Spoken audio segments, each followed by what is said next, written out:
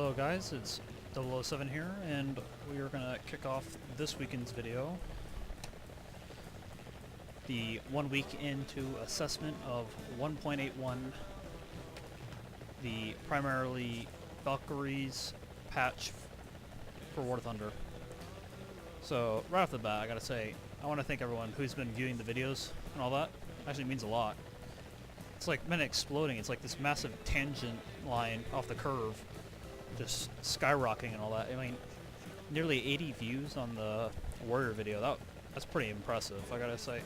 More for myself. I mean, obviously it's, you know, small stuff compared to everyone else, but, you know, I'll take the victories where I can get them. And it's not like I'm trying to make a name for myself. It's more of just the avenue of my opinion and my insight. So it's neat to see that kind of stuff. But one of the things I want to talk about here is I've been going back with some of the videos and all that, and in your upper right hand corner right about now, upper right hand corner, forget the bottom right, upper right hand corner, you will see a notification, and this is basically the introduction, or the brief introduction I should say, for the new case of I'm going to be using the polling system. So I figured that's probably the best way to, you know, gauge the whole scenario and all that. Of, you know, what do we like? What do we see? You know, what's your, you know, view on the whole thing and all that. Obviously, it's a little bit quicker and a little bit neater, and you don't have to make a comment. You just click a button. I mean, it's like taking multiple choice tests, and you do it or don't. It's not like I'm gonna, you know, fail you like it's a grade. It's just something for me to figure out what's going on and get a good insight on what you guys think. But so that's basically what we got there. So I think we'll dip right into the whole helicopters thing. So I want to talk about helicopter realistic because I want to talk about the ground realistic aspect of helicopters here in a bit. Obviously you can see the stuff going on in the background. That's, you know, primary stuff to talk about in the ground realistic function of the meeting. But so heli realistic, I gotta say it hasn't turned out too well. I was a little bit surprised that it didn't turn out as well as it did. And the reason why I say that is because you figured that both nations would have their compatibility to take on each other, but I guess that's just not the case, what we saw. They just, when we were, I mean, you'll watch people play and all that, or even just looking at the queues for the helicopters. The American teams are just overwhelmed with people trying to get into the queue, and I think it speaks for itself that the helicopters are more favorable in the American tree when it comes to fighting and all that. The Cobras are more effective at air superiority. Hueys are very well capable of taking on the payloads and all that. I think going back against the whole video I did regarding which helicopter to buy, I mean, the Mi-24 is good, don't get me wrong. I enjoyed flying it. Obviously there's the issues that they have and all that, but nearly every battle in heli realistic the Russians lose, and it's pretty annoying. So I don't know what to really say besides the fact that I think helicopter realistic's gonna need some help. They're gonna have to figure out, I don't know if it's gonna be a BR fix, because I don't think that's gonna help the ground realistic aspect. So it's just kind of a massive disaster right now, in my opinion. I think a lot of people could agree with that. It's just, there's no real way to approach the solution except by changing the objective up to better suit that of the Russians, expanding the teams. Overall, I think we need more players, and I think my pharmaceutical recommendation for the whole thing is probably going to be to relatively do nothing. And this is going to be in both cases for ground realistic and the helicopter realistic. It's just going to take time. We need to give helicopters a chance to grow into the environment of War Thunder. And roughly they just haven't been getting that chance. So that's my whole coverage of the helicopter realistic thing right now. It's just, really right now the Americans are just dominating the Russians in every fact. But on to helicopter ground forces. This is the one that's probably the major topic of this video, and I gotta say, it's been primarily the general opinion that it's kind of been failing in ground realistic. It's just aircraft, as you saw earlier on, the You know, air superiority, fast air is just dominating helicopters. And that's just been, you know, obviously a major issue to the helicopters, not to mention there's also ground fire. I don't think Radar Guided AAA has been picking up more kills than ATGM slash main guns. They've been racking up some good kills. And that's primarily because helicopters are not stupid enough to fly into areas most of the time. Not fly into areas where, where Radar Guided AAA are effective. And I'll bring up a diagram of that. I have a diagram that was made up to try and summarize the issues facing helicopters, and I think it'll be helpful. Now, obviously I'll talk about the factors lying with that, but we'll get to that. But, once again, it's the ground and the air forces have been just punishing helicopters, and once again, I think our diagnosis is going to have to be time, but I think we can go ahead right off the bat. Just go ahead and pull the... I'll go ahead and see if I can pull up the thing right here.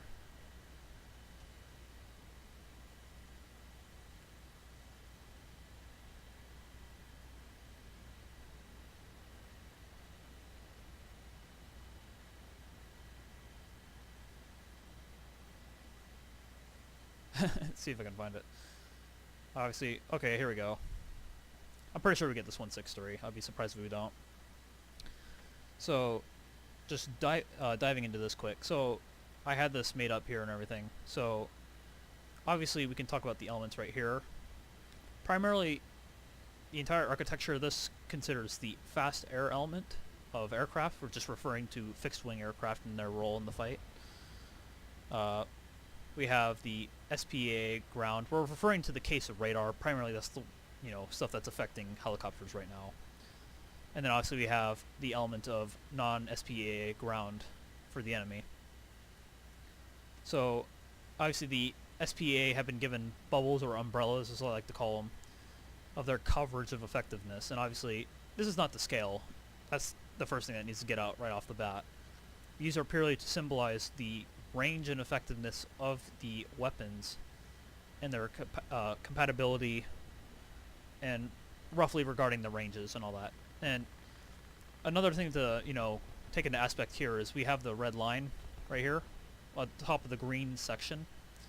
And these sections are basically divided on the fact that of visibility, relative closure to friendly forces, and down here the yellow section, the ability for surprise and minimizing exposure to fire. But once again, we'll dive into it. So the umbrellas primarily are one of the major definers of why helicopters stay off as far as they do. Obviously, no helicopter is going to engage inside the umbrellas of the enemy, and they're likely going to use the friendly umbrella, obviously because that'll give them better coverage against the enemy fast air element. That's why this section right here is more favorable to that of helicopters. So that's the bubble aspect. So obviously staying out of the enemy bubble and staying in the friendly bubble has been a larger contributor to survivability. On top of that, we have the main gunfire regarding non-SPA ground. These vectors right here, or no vectors, these zones, I should say, are basically the flexibility of the main gun being able to take care of helicopters. And in reference to the range of the SPA, it has considerable greater range, and obviously that's a big factor. Helicopters have been getting shot down from ATGMs or long range, sabot shots. That's primarily been one of the big factors that's been plaguing helicopters so far. And then we had these small lines right here just for reference. They're supposed to indicate the small arms, or like 50 caliber machine guns, the roof mounted machine guns that are primarily doing the more vertical traversable damage into the sky. Less range, but still effective and being accounted for. And as you can see, the purple zone here, I have it mapped as one of the safest areas. And this graph, I feel, represents the correct aspects regarding the situation for helicopters. And the reason why I say that is the graph can't be applied to the entirety of a match, because obviously there's going to be tons of these umbrellas around, so the umbrellas are going to be shifting, but more importantly, the non-FPA ground vehicles are going to be shifting, and it's hard to even promise that these areas of coverage can be protected against enemy fast air. So, largely, this has been the situation that's been facing helicopters, so really the only chances for the helicopters has been to, as you saw in the intro of the video, fly low and fast and try and stay out of sight and just hit a target. And I think the strategy overall, I think Spitfire said it best, is people are going to have to learn the proper time to introduce helicopters into a battle. Obviously, the best thing for the helicopter is the late game battle, and that's under the premise or on the premises that you have air superiority and the objectives are not in risk to the point that it would be better for a ground vehicle to go and siege the target or the zone of interest. So I think I'll link his video into the description. It was pretty good. Or in the upper right. Depends on what I do. I'll probably go for both, need be. But that's ultimately what we can say about this. So that's all I can say for the graph. So, trying to see if I can... There we go. So, moving on, I think we can probably talk about the whole ordeal regarding the vehicles of 1.81, and I gotta say, you know, people can say or not, but Warrior's been a real hit for the Brits, and I'm really proud to say that because overall it's just been I mean, the amount of videos on YouTube, just endless. There are people that have come out, Fly Daily's done videos, Slick B's done videos. It's just, you just see a very competent vehicle capable of influencing the ground warfare. Now, I don't know if they did, some people did some video, I think even Raptor, I don't know what his full name is, I'll have to find a video or whatever, maybe, if I can remember in the description, I'll look back at it, but he did a video and, you know, you just saw the Warriors just kicking people around, and it was nice to see a vehicle that the Brits could reliably use that wasn't a main battle tank to do the job. And ultimately, that's what we need to see more often, is not so much in other countries, but countries like Britain that, you know, lack the multi-role or variation of vehicles. That's ultimately going to help them out. So they've got that. I gotta say, I haven't seen anything regarding... Let me flick this back. I haven't seen anything regarding the TAM. I just haven't really seen much for it, so it's kind of been a quiet one for so far. I think we're gonna have to wait for time to catch up with this one, and the same can go for the French. Where is it? Oh yeah, Batchat 25T. The Batchat 25T has been a quiet one as well. I'm curious to see how these vehicles are going to perform in the main server action, but obviously they haven't been given the time to do their job, so back in that regard. And I think we're ultimately going to conclude with the what was being talked about in the video I did about the stock syndrome, and obviously other YouTubers did it. It's just, like I said, it's just a huge domino effect throughout YouTube. It's just people been hitting on the whole parts thing. You got Slick B. Fly Daily went back and talked about it again, and I don't know if I want to pull up the video now, but because I'm afraid that it's going to change again. The stock syndrome video has been getting nailed with dislikes like crazy, so I don't know ultimately what that's going to mean for guys. I wonder if they're going to take the video down personally. That's honestly my question, but yeah, Fly Daily dove back into it. I'll talk about that. He talked about the parts and FPE thing, and he provided his solution to the problem, and I think it was neat to see different YouTubers step forward and provide their solution. But I think I'm going to stand with what I had said in the stock syndrome video at the very end, and I'll link that at the end of the video for those that want to go and see it again. But overall, I think the solution is we need to have an unupgraded version of parts, just something that takes 2 or 3 times longer to repair the vehicle, but you can still repair your vehicle. Upgrading the parts will just speed up the time. People are going to want that. If people desperately want that, they'll pay for it. That's an honest truth. no one should be left there to sit there and suffer and just think that they can't do anything in a battle. Because I don't know if it was a week ago or 2 weeks ago, I sat in a Leopard A1A1 because I just got it. Sat there and couldn't do anything about it because my transmission was knocked out and no one could tow me because of the way the physics engine's been goofing around. But switching on to FPE, I think at least one fire extinguisher should be given right off the bat. You get one FPE, the research should give you the second FPE. That's the way it should be done. End period. That way people have FPE, they can improve their ability, because obviously 2 FPE is more favorable than 1 FPE. People are likely, if they get shot, there's probably a 50 or some percentage of chance, I don't know, I'm not going to do a study on it right now, but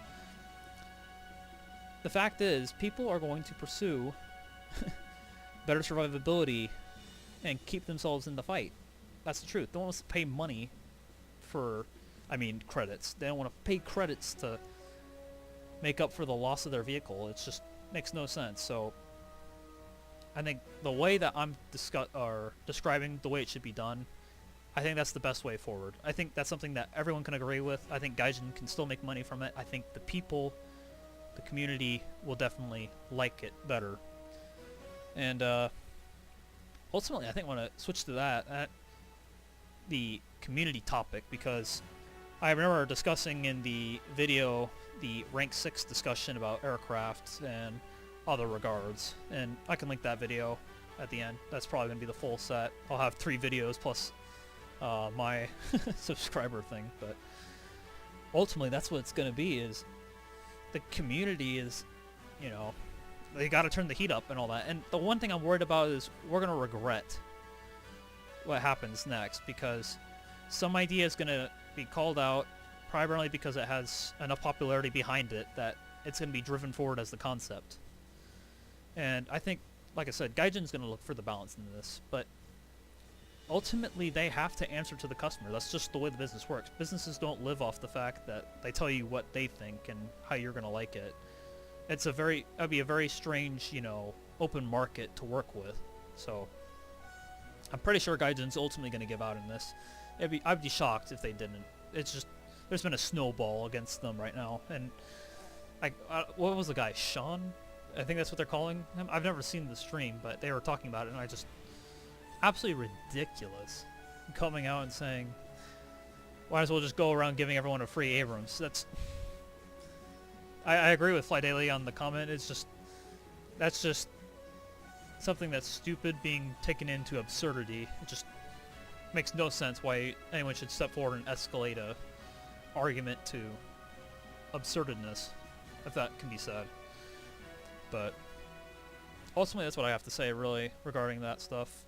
I think ultimately my diagnosis for 1.81 is we got to give it more time. We'll see more tanks in their action and all that. I might do a video on the BMP2. There's nothing I can really do about it besides drive it.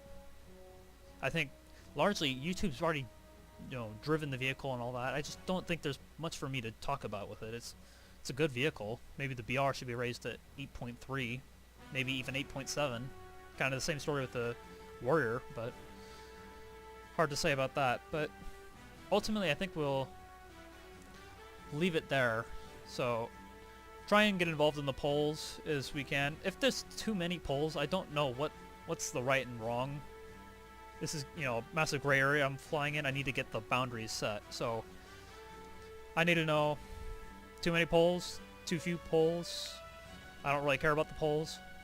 So that would be something to comment about if you want to bring up something like that. But ultimately, that's all I've got. So I'm 007, and I will see you guys later.